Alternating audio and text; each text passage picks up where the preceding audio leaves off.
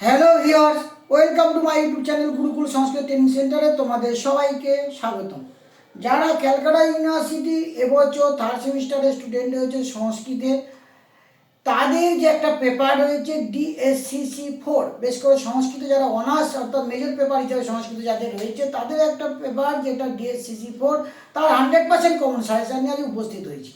তোমরা আমার সাথে থাকো। আর যারা এখন চ্যানেল নতুন তারা অবশ্যই চ্যানেলকে সাবস্ক্রাইব করে, ভালো তাহলে কোনো কিছু জানা তাহলে কমেন্ট করে জানাও, ভালো লাগলে তোমরা লাইক করবে। তাহলে দেখো, তোমাদের সাজেশন আমি দিচ্ছি যেটা 100% কিন্তু কমন সাজেশন, এর বাইরে তোমাদের কিছু করতে হবে না, এর মধ্যে তোমাদের অবশ্যই সব আসবে।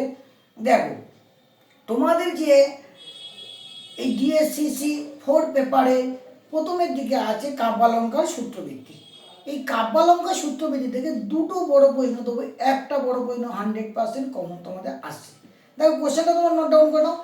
প্রথমে যে কোশ্চেন হবে রীতির আত্মা কাব্যস্য, এই যে লাইনটা, এইটা দিয়ে ব্যাখ্যা অথবা কাব্যের লক্ষণ। তাহলে এই জায়গা এইটাকে 10 নম্বরে বড় প্রশ্ন পড়বে, ক্লিয়ার করে বলে দিলাম।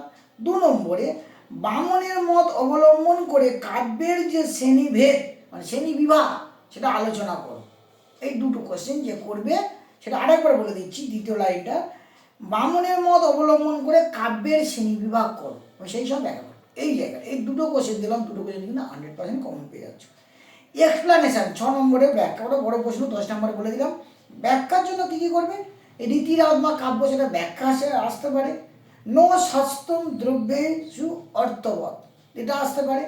অথবা বলে যে অরচকিনম সতিনাভ্যাম, এই যে লাইনটা রয়েছে সেইটা কিন্তু দিয়ে আসতে পারে।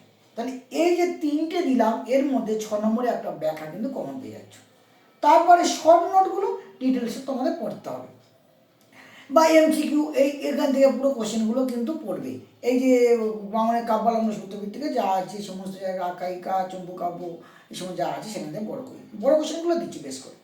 এটা ইউনিট 1-এ চলে গেল। এবং ইউনিট 2-এ যেটা আছে সেখানে আবার বড় কোশ্চেন হচ্ছে কি, সাহিত্য দর্পণে যে কী বলবো, সাহিত্য দর্পণ দিশা গদ্য কাব্যের যে লক্ষণ ও প্রকারভেদ, এই জায়গাটা যদি কেউ করো তাহলে কিন্তু বড় প্রশ্ন 10 নম্বরে পেয়ে যাচ্ছ।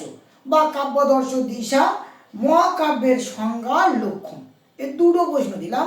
একটা দিলাম কি গদ্য কাব্যের লক্ষণ আর প্রকারভেদ সাহিত্য দর্পণ যেখানে, আর একটা কাব্যদর্শের দৃষ্টিতে মহাকাব্যের সংজ্ঞা এবং লক্ষণ। এই যদি কেউ করো তাহলে দুটোর মধ্যে একটা বড় প্রশ্ন কমন পেয়ে যাচ্ছ। তারপরে আর 3 নম্বরটা দিচ্ছি চম্পকাব্য সম্পর্কে যদি করে করবে। এবং শর্ট নোটে এখানে কী করে করবে, কথা শ্রেণী গদ্য কাব্য, এবার 5 গুণে 2টো, আর আখ্যায়িকা শ্রেণী গদ্য কাব্য এখানে করছো। আর এবারে কি ইউনিট 3-তে তোমরা কি এখানে MCQ এর মধ্যে থেকেই করলে ডিটেলস করতে গেলে তোমরা MCQ পেয়ে যাবে। এবং 3 নম্বর ইউনিটে কি আছে, ভরত, দণ্ডী, বামন, আলঙ্কারিক দিয়ে যা আছে, কুন্তক আর বিশ্বনাথ।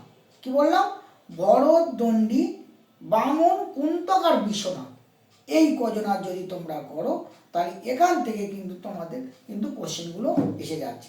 আশা করি তোমাদের এই শর্টে এবং শর্ট কোশ্চেনগুলো তোমাদের শর্ট নোটগুলো সেটা এর মধ্যেই পেয়ে যাবে।